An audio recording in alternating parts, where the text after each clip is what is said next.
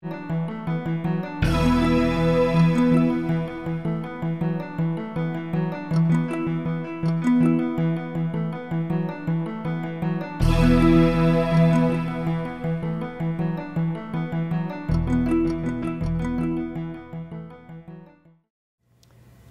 my name is Gonzalo Mon, and I'm a partner in the advertising law group at Kelley Drye & Warren.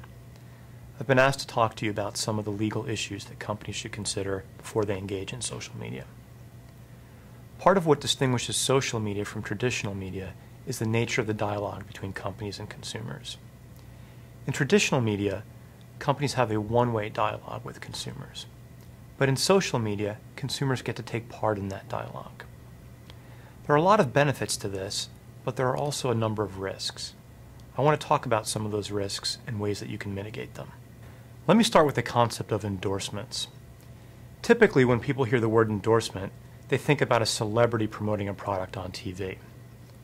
But the FTC has also clarified that an endorsement can be when a consumer writes about a product online.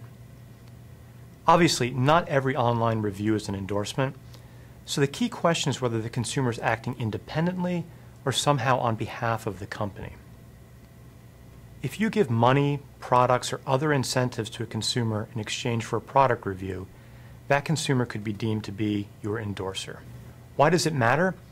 It matters because you could be held liable for what your endorsers do. For example, you can be held liable if your endorsers fail to disclose their connection to you, and you can be held liable if they make false claims about your products. To mitigate the risks, you should provide guidelines to consumers about what they can and can't say. For example, explain that they have to disclose any incentives that they've received. And you may want to talk to them about what they can and can't say about your products in order to minimize the possibility of false claims. Make sure you also monitor these consumers to make sure that they're complying. It's worth noting that the FTC has investigated several companies whose endorsers failed to comply with the laws. Although they entered into settlements with a few of the companies, the FTC decided not to pursue actions against some companies that had policies in place that were designed to ensure compliance. So good policy can help you, even if things go wrong. Moving beyond endorsements, companies might invite the general public to post content online. For example, consider a contest in which a company asks people to create a commercial showcasing its products. It can be a good marketing strategy, but the content that consumers submit can raise its own legal issues for you. For example, a video might include false claims or defamatory statements or music that belongs to somebody else. Fortunately, there are laws in the United States that can help protect you against lawsuits that are based on content provided by consumers. However, don't think that these laws provide you with a blanket immunity. They don't protect against everything, and you could still be held liable if you play a role in soliciting the problematic content. So be careful what you ask for. Once again, your first line of defense is a good set of guidelines. Make sure, for example, consumers know that they can't submit anything with false claims or defamatory statements, and that they can't include content that belongs to somebody else. Make sure your guidelines are clearly written, and avoid the temptation to bury them in the fine print. If consumers don't read them, you're likely to get a lot of content that doesn't comply.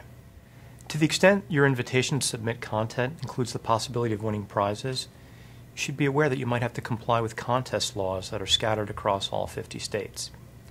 These laws might dictate how you can structure the contest and what you have to disclose. Also keep in mind that if you're running the contest on another platform, the platform may have its own requirements. For example, Facebook has a detailed set of requirements about what you can and can't do on its platform. Also, be careful about letting consumers pick the winners.